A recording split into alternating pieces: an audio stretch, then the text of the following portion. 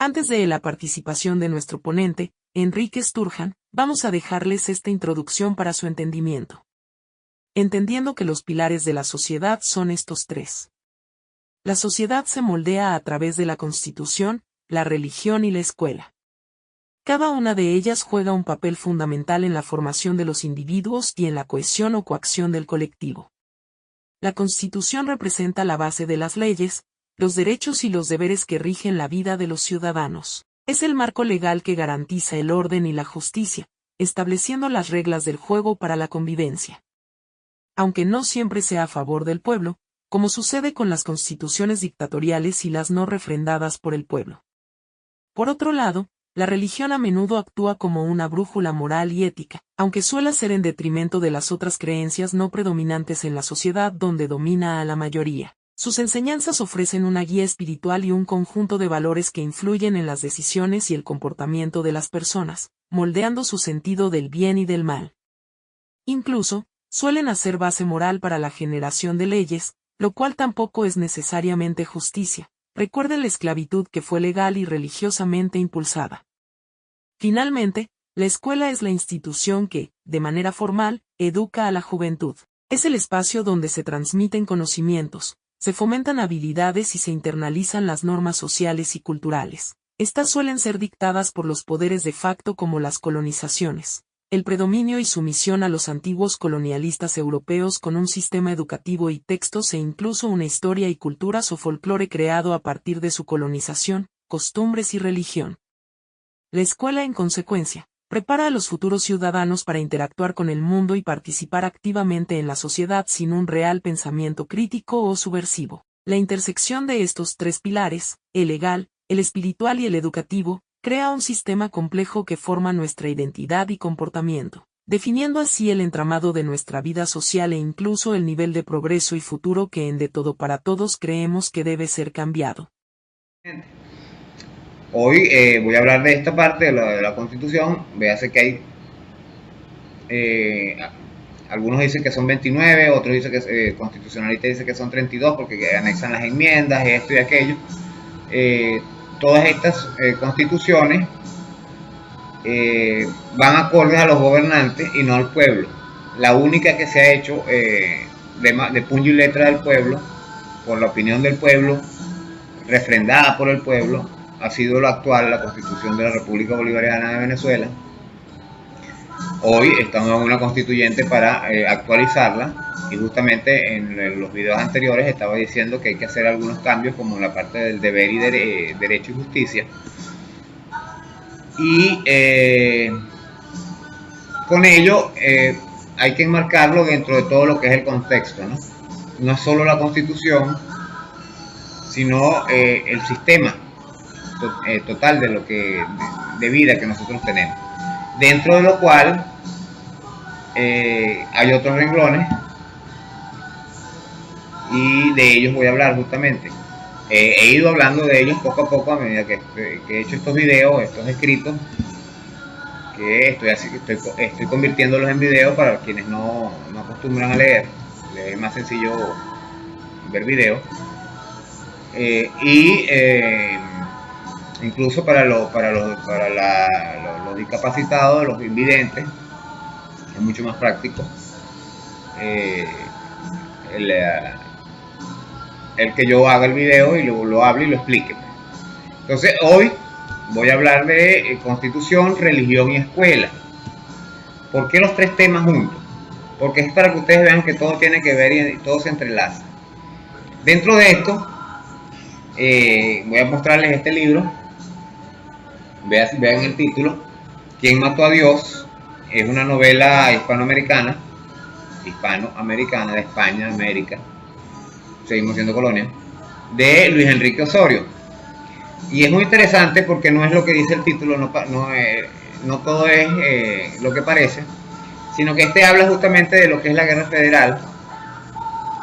Y hay una parte, un extracto aquí en una de estas páginas, una de las del medio, por cierto, que habla de cuando llega un regidor de esto y dice que cualquiera que vea a X persona en la calle, tienen prohibido hasta hablarle.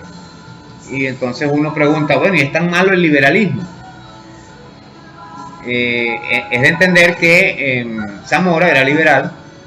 En aquella época los liberales eran los revolucionarios, los bolivarianos de hoy en día, y los conservadores eran la oposición. También tenemos acá este libro de Proceso de la Ideología de Miguel Rompederique, un tío mío, tío político, que tiene un prólogo bastante interesante, ¿no? Algún día la ciencia natural se incorporará. Algún día la ciencia natural se incorporará, la ciencia del hombre. Del mismo modo que la ciencia del hombre se incorporará a la ciencia natural. Habrá una sola ciencia. Karl Marx. Manuscritos, página 153. Este es nada más que la entrada de este libro. Es sobre el marxismo, justamente. Y es bastante interesante. Al igual que este de Quién mató a Dios, es bastante bueno. De hecho, creo que en este fue que leí una parte donde se habla de que Miranda, mi madre estaba escribiendo de eso en uno de sus libros de historia. Mi madre está publicando también en su página web Aideoas, wordpress.com. Aideoas.com, creo que ella tiene su derecho de autor. Y ahí está publicando algunos libros de historia bastante interesantes. Publicó Sombras de Orinoco y otros sobre religión y otras cosas. Y en este libro en particular creo que es allí donde dice que hay una anécdota de Miranda cuando habla de que si supieran en España los rasgos negroides que tiene Simón Bolívar. Véase que no es una locura lo que decía Chávez, lo que decimos todos, porque lógicamente al ser Bolívar de la parte española que fue colonizada por los moros, hay una parte un poco más de rasgos menos perfilados, menos nórdicos. Ahí también vi una foto de lo de la máscara que se le hizo al Libertador con yeso. Y entonces yo le explicaba a la persona que lo estaba poniendo, ¿no? Porque él lo ponía de la manera racista.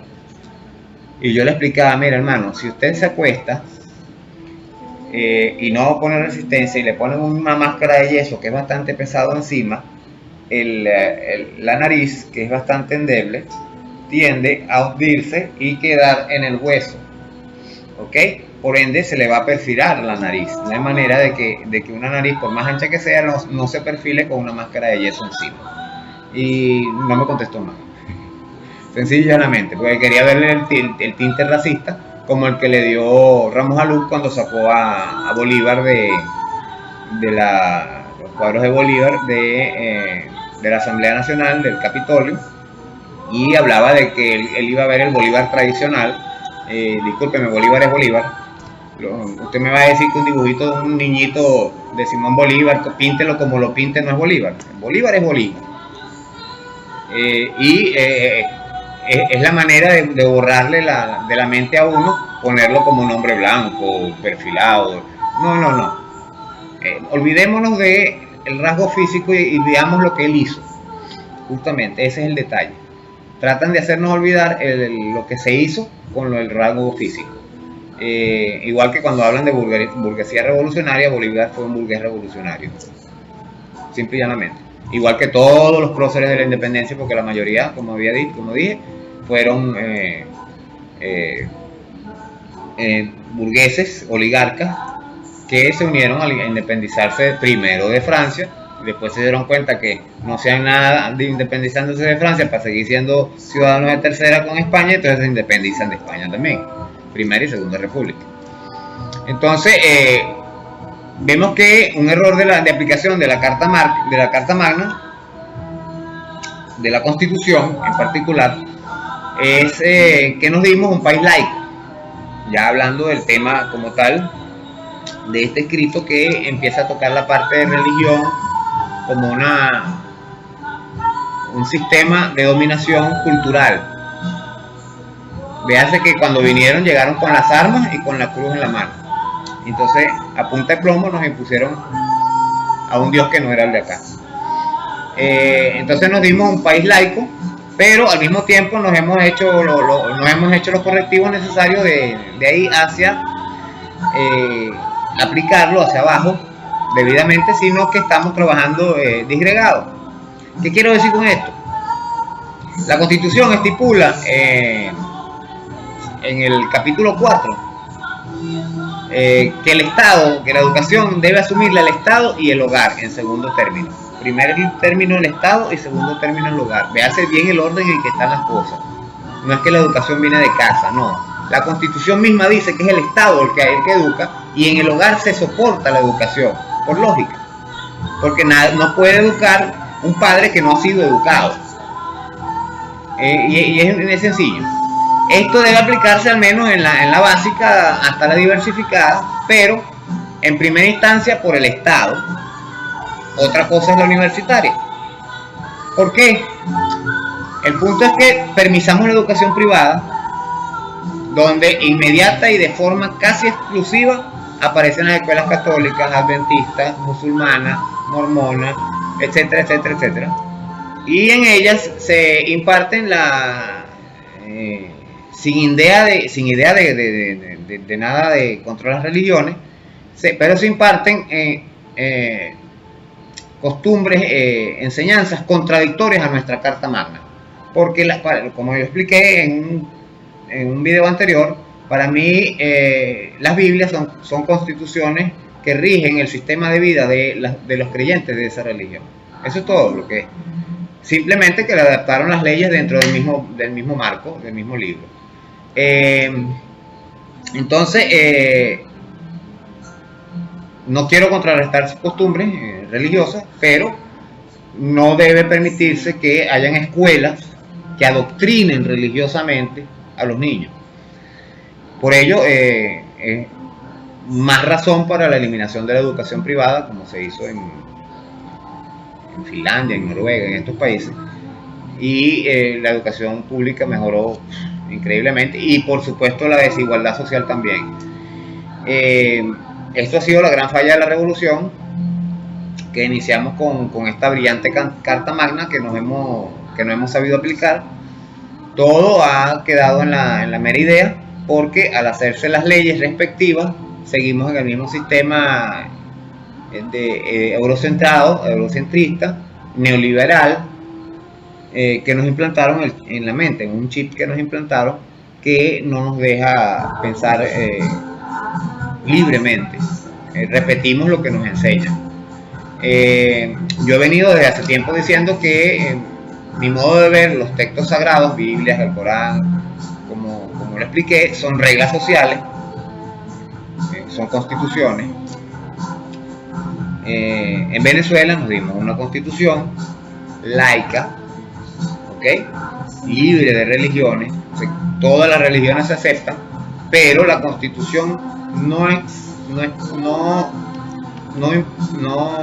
obliga una religión, como era en la anterior, que se decía que el país era un país católico, una de las constituciones anteriores. Además de la gran diversidad que tenemos en el país, existen los que no creen en otras religiones, por ejemplo los ateos, y para dar un equilibrio social en nuestro territorio debe imponerse ante ellas una regla de convivencia armónica y sustentabilidad que evite los conflictos étnicos, raciales, económicos, religiosos, como los que ha llevado casi la desintegración y guerra milenaria en Medio Oriente. Chiitas, sunitas, sionistas, judíos, musulmanes, bueno, cristianos, ahí se están matando entre todos.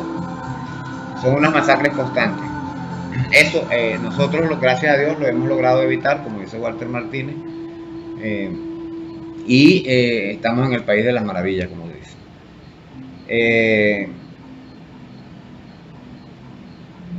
Estos estas guerras generalmente son propiciadas por las potencias dominantes que impulsan de paso las religiones y aplican el dividir y vencerá.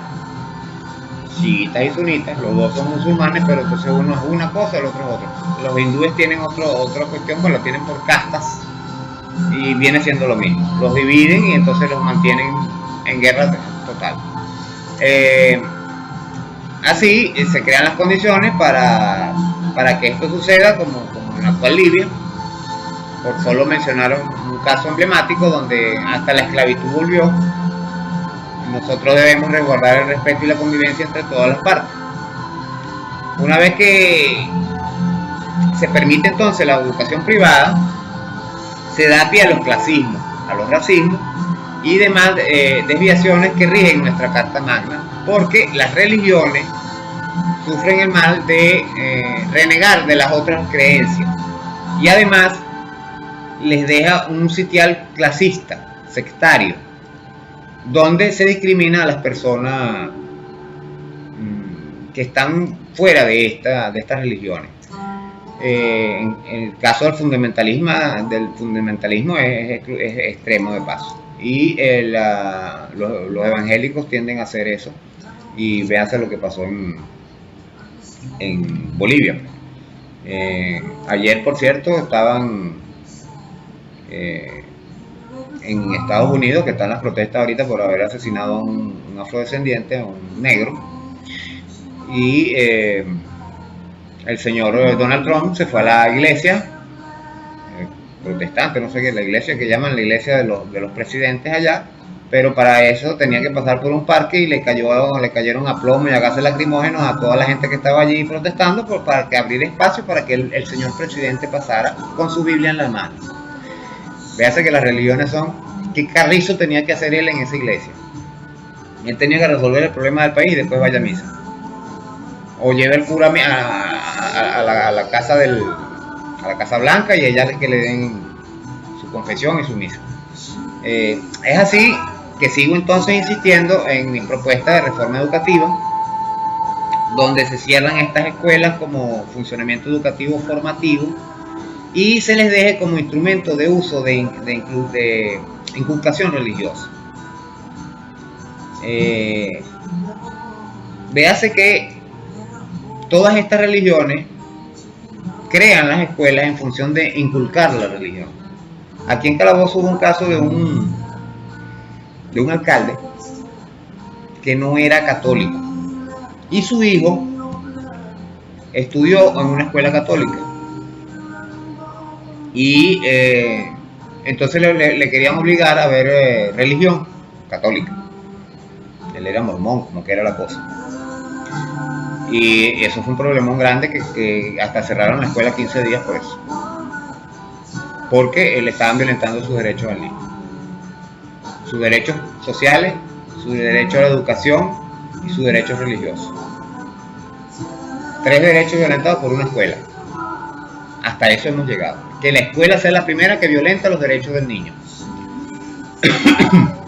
Perdón.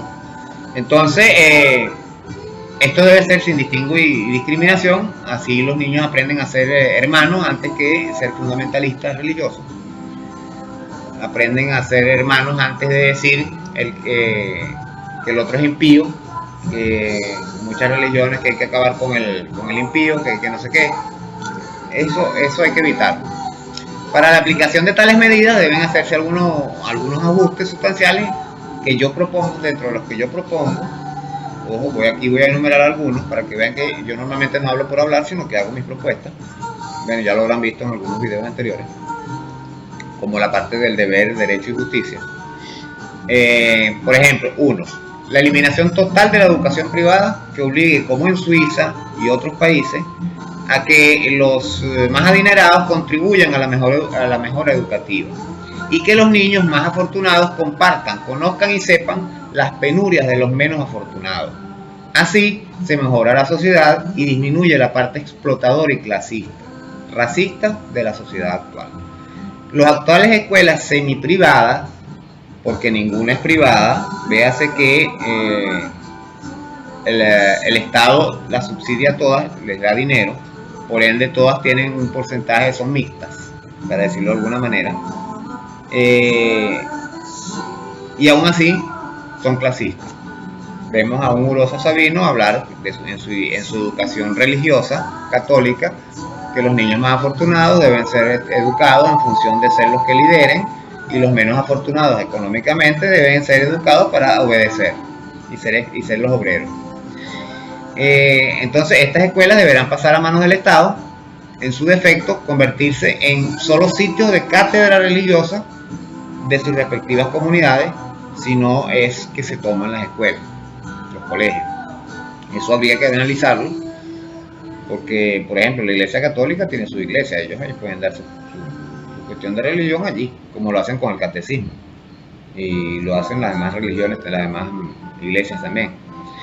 Entonces, 2. Rescate de la formación social, moral y cívica, contextos debidamente adecuados a la unificación práctica de la sociedad laica, cívica y moralmente eficiente. 3. Creación y rescate de materias conexas a la creación de un nuevo ciudadano productivo, creativo y formador, como lo son música, artes, ciencias, etc. Desde los primeros años de instrucción e incluso desde la guardería, como se hace en Europa. Yo tengo un hermano que tiene como 35 años viviendo en Europa, y sus hijos apenas nacieron, a los 3 meses, 6 meses, una cosa así, ya estaban en la guardería, y ya en la guardería los estaban inculcando la educación social y cívica y la moral. 4. Rediseño, reeducación y adecuación instructivo-formativa y cultural de maestros, profesores y todos personal educativo de las instituciones educativas. Todos deben ir a capacitación sobre el sistema nuevo de educación. 5. Aplicación de la evaluación constante de los maestros y profesores, además de la obligatoriedad de actualización interanual e investigativa de estos, para que dejen de ser caletreros y sean verdaderos educadores.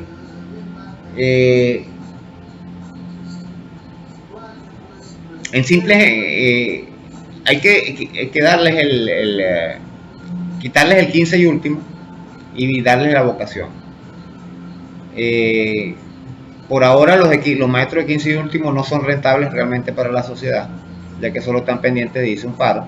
De eso hablo más adelante que hablo sobre los elefantes blancos, que son educación y salud, los más grandes. Y explico que los maestros no son rentables para la sociedad porque realmente no están educando. Entonces, lógicamente, después están pidiendo aumento de sueldo, pero es que ellos no educaron a los niños, a sus niños, para que cuando gobiernen les den mejores sueldos. Ellos reciben lo que cada quien recibe lo que merece. Entonces, la aplicación de la enseñanza, el punto 6, la aplicación de la enseñanza de reglas morales estipuladas en nuestra Constitución como derechos, pero que para ser derechos deben comenzar por ser deberes. Es algo de lo que dije constitucionalmente, deber, derecho y justicia, en ese orden.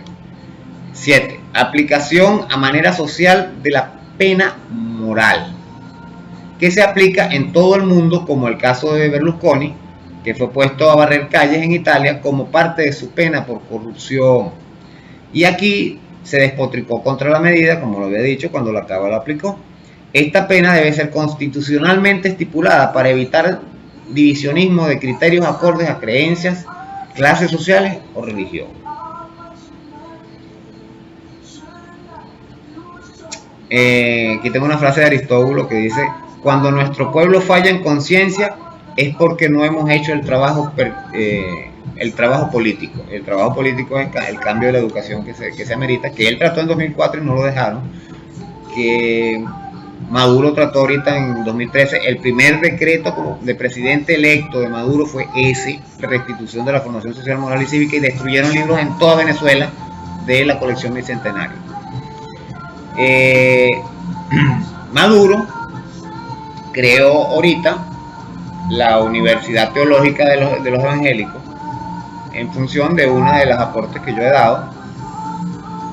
No sé si fue que le llegó, o le llegó por otro lado, o a alguien más lo creó, o fue él mismo que lo